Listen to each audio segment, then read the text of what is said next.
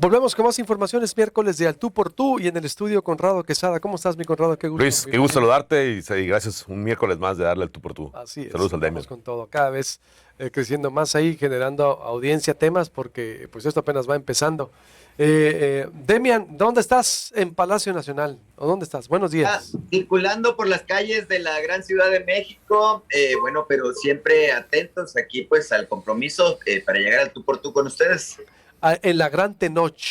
Te comes unas de huitlacoche por mí, Conrado. También rico el Sí. huitlacoche, ya está bien ¿Cómo no? rico, ¿eh? ¿Cómo no? En serio, ya se me hizo agua la De boca. flor, las ¿Eh? de flor de calabaza y las de papa también están buenas, nada más con queso. Pero no has probado los chilaquiles del árbol de vida. Están al tú por tú con los del México, mijito. Mañana voy, porque ahorita vuelo a Hermosillo. Ahí está. Y oye, quedó al fregazo. Están al tú por tú. Nos damos un entre. Un buen entre. Órale. A ver, pues el tema es los nuevos puestos, que causó mucho debate el nuevo perfil de la secretaria de Educación, que no tiene perfil de secretaria de Educación. A ver, Conrado, ¿cuál es tu visión? Y ahorita vamos. Es la herencia de muchos puestos en esta administración. Digo, la Secretaría de Seguridad no tiene el perfil para ser Secretaria de Seguridad, pero ahí está, ¿no? Y aún los que tienen perfil, como el señor Alcocer, pues no tienen el perfil para solucionar los problemas de abastecimiento de medicamentos. El problema es que en México le hemos dado demasiada importancia al monito que ocupa la silla, sin exigir que quien ocupa la silla resuelva los problemas. Creo yo que es muy importante empezar a demostrar con esto que el Estado como concepción nos ha fallado. Y en esa falla nos ha llevado a tener cada vez más problemas más absurdos y a hacer propuestas más absurdas. Vamos a poner un ejemplo con educación. ¿Qué pasó con todas las evaluaciones que nos hacían odiar el resultado de la gestión educativa de Felipe Calderón y de Peña Nieto? Las desaparecimos, así arreglamos la educación. ¿Qué pasó con lo que tenía que ver con la evaluación a policías? Que nos hacía enojar cuando conocíamos los resultados, nos hacía enojar con Felipe Calderón y con Peña Nieto. Los desaparecimos y así arreglamos, ¿no?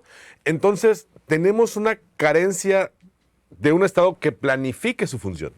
Pero eso sí, son políticamente muy activos, ideológicamente distribuidores de noticias absurdas y de opiniones tontas, y los problemas ahí están. Yo creo que coincido contigo en que no tienen formación, no tienen la vocación para estar donde están, pero son políticamente importantes. El caso de la secretaria de Educación que dejó su cargo con un señalamiento por utilizar recursos públicos o por quitarle a los empleados el 10% de su salario, ahí va de candidato otra vez.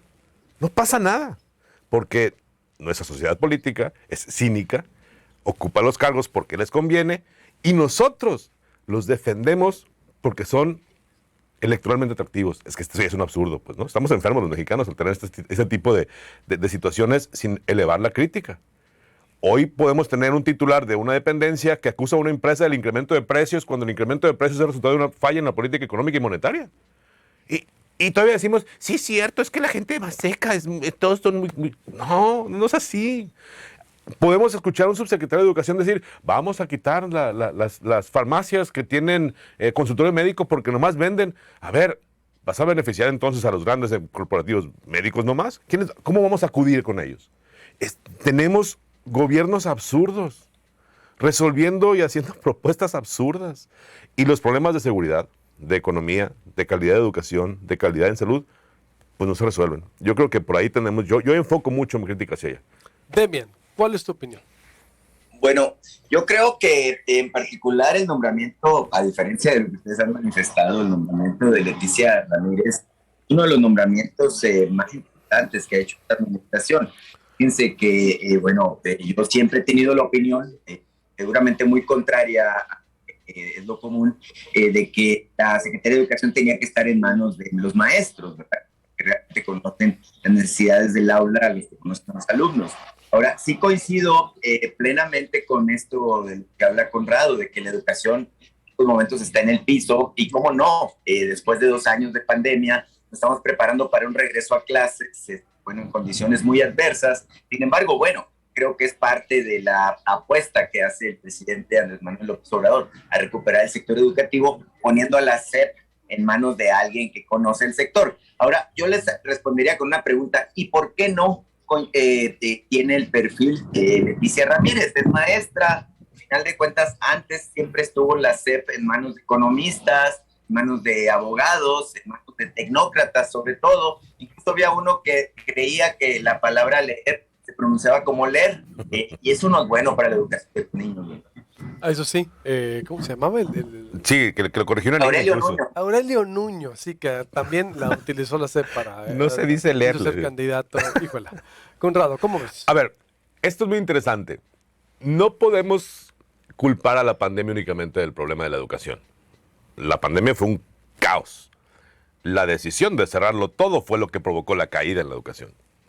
Y la decisión de cerrarlo todo sin prever capacitación para los maestros, sin prever facilidad de acceso. Es más, si hubieran planificado tantito, hubieran podido hacer clases en línea utilizando Facebook y no Zoom.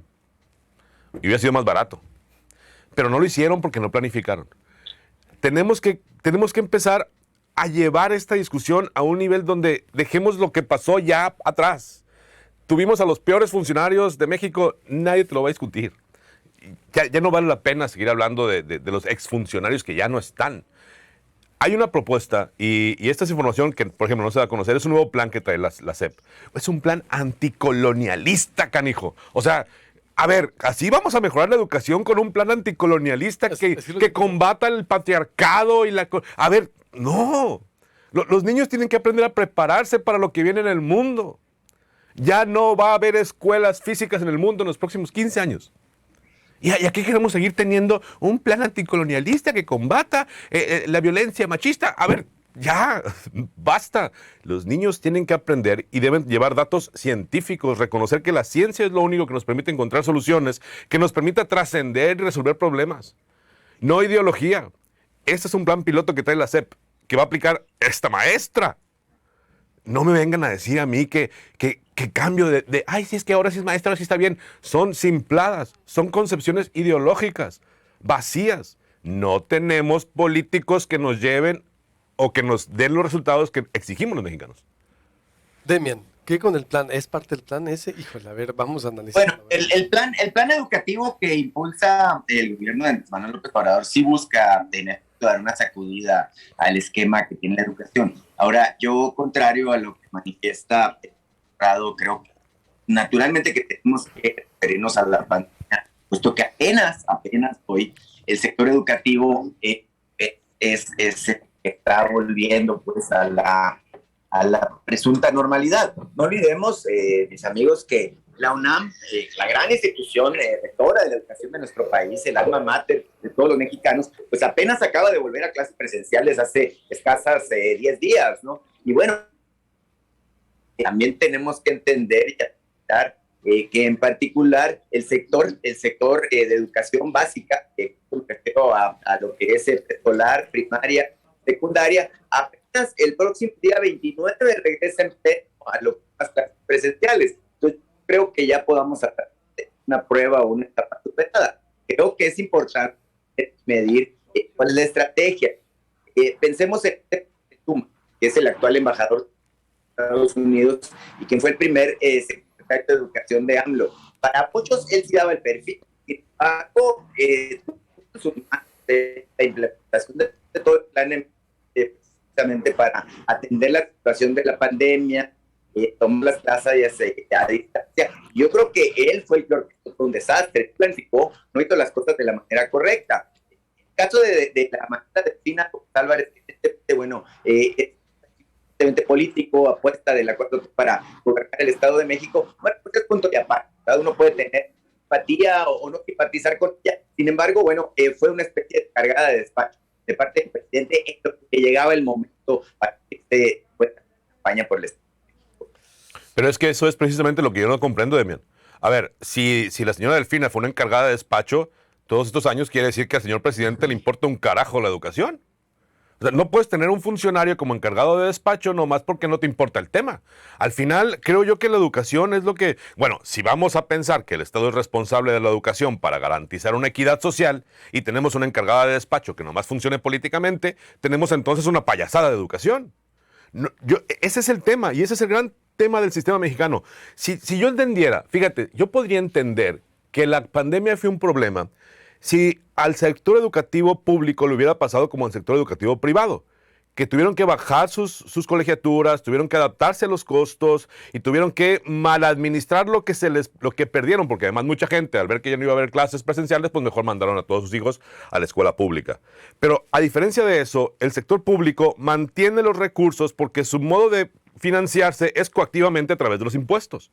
Nunca variaron los recursos como para que digamos que el sector educativo sufrió una pérdida de recursos a causa de la pandemia. Eso no pasó. El sector educativo mantuvo sus mismos recursos. Que hayan sido unos estúpidos en administrar, eso no es mi problema. Yo creo, Conrado, que hay que auditar. Mira, me llamó la atención mucho el informe que presentaron de la Secretaría de Educación el año pasado. Resulta que había, no crean, un presupuesto de 69 millones de pesos destinado a desayunos gratuitos. Demian, muévete un poco. Es que ¿Se está cortando? se está cortando un poco. Ya ves, en el carro incluso se escuchaba muy bien y es también importante tu postura, lo que estás diciendo. O sea, a ver, ¿te puedes mover un poco? Mira, déjame corto o despedimos. A ver, señal, podemos cantar. A ver, porque, a ver. Ya llegué a donde tengo la computadora. ¿Tienes que? ¿Qué? Perdón, dices. ¿Se va a conectar con la computadora? Me desconecto y me vuelvo a conectar. A ver, bueno, vamos por lo pronto. Entonces, despedimos señal y nos quedamos aquí para cerrar ahí el tú por tú, porque está interesante los contrastes de eso se trata. Y discutimos lealtad, profesionalismo, preparación. ¿Cómo está aplicando el criterio la Administración Pública Federal que nos lleva a perfiles pues muy disímbolos? Y es las posturas que estamos aquí haciendo o intentando hacer el análisis y debate sobre la Secretaria de Educación, que el perfil es una maestra, pero que es una exdirectora de Atención Ciudadana que no había tenido experiencia en un puesto, y en cómo Delfina Gómez también, que era una maestra, ella sí muy preparada, pero se fue, ¿cuánto duró? ¿2 años? 2 años de encargada de despacho. Y otra vez va como candidata a gobernadora del Estado de México cuando había perdido, porque usted tiene todas las condiciones para ganar. Totalmente. O sea, volvemos.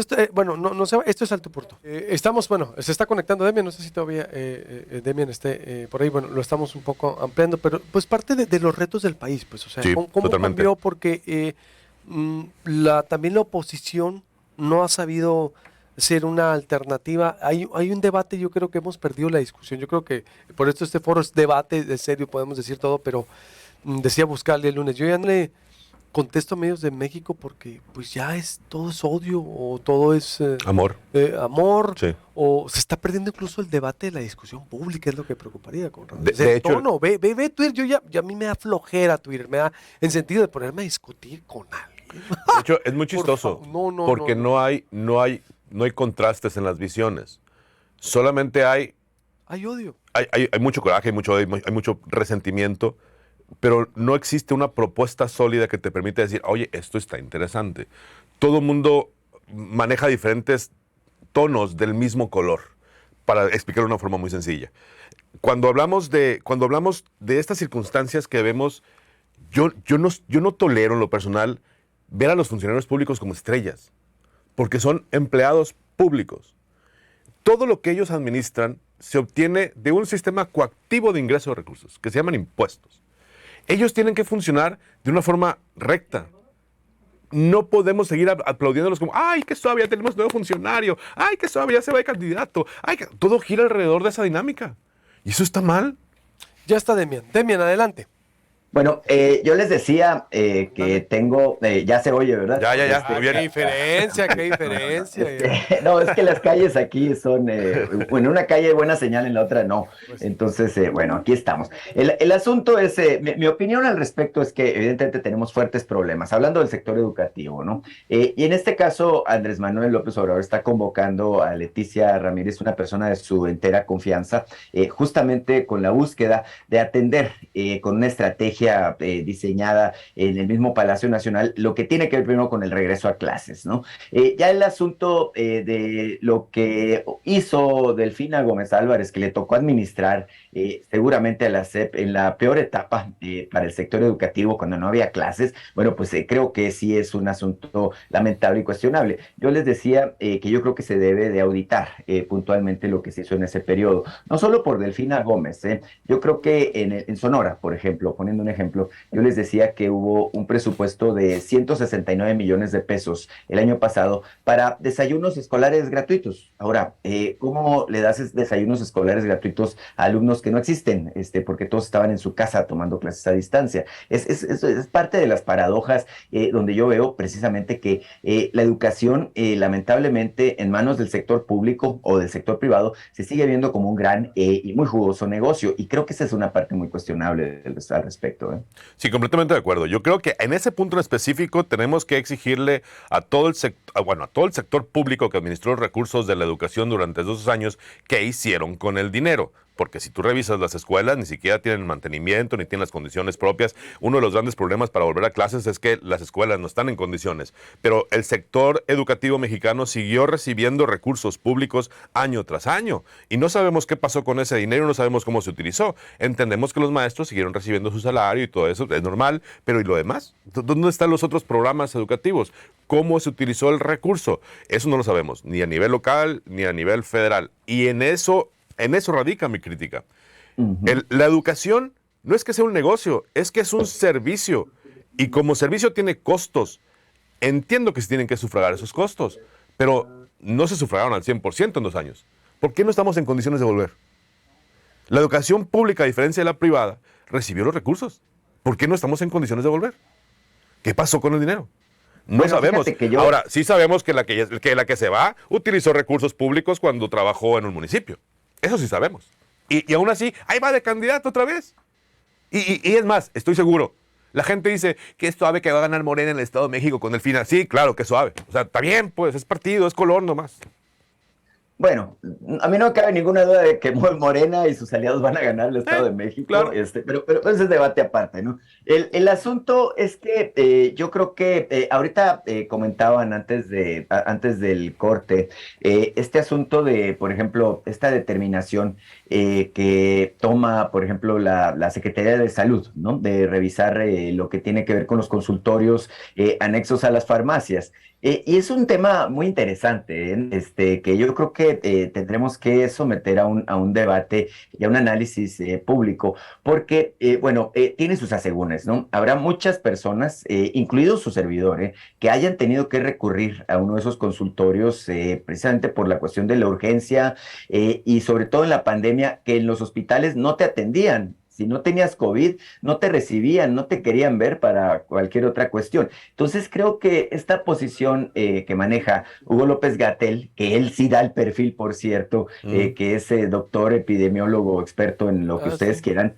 es un asunto que me parece de un debate y un análisis muy interesante. Y así, llevadas las cosas a sector por sector, creo que sería interesante que viéramos el papel que han desempeñado los altísimos funcionarios del gobierno de Andrés Manuel López Obrador en el rediseño de lo que tiene que ver con las políticas del gobierno. Y a lo mejor nos sorprendemos, porque yo siempre lo he dicho, el gobierno de López Obrador no es perfecto, ningún gobierno lo es. López Obrador mismo no es perfecto, pero creo que se han tomado decisiones acertadas, creo que se han tomado decisiones equivocadas, pero sobre todo creo que en estos momentos estamos muy dados, pues precisamente a la polémica y al análisis de lo que se hace puntualmente en el sector público, y creo que eso es lo mejor, es lo más sano que nos ha traído este gobierno, porque antes de estos temas ni se hablaba, ¿no? Conrado. Fíjate que es muy interesante cómo el sistema político mexicano cada vez avanza más sobre las libertades de los ciudadanos y utilizan discursos políticos que hacen enrabiar a la gente. ¿Dónde está Napoleón Gómez Urrutia ahorita? Que tenemos a 10 mineros atrapados allá. ¿Dónde está? Ni ha dicho nada. No, está muy preocupado porque está peleado con la REA, ¿no? Pero no estamos peleados con los que producen carbón. Claro. Bueno, yo recibí dato de que andaba en Las Vegas, muy a gusto, ¿no? Bueno, apostando a ver cuándo saca de los mineros. Qué estúpido.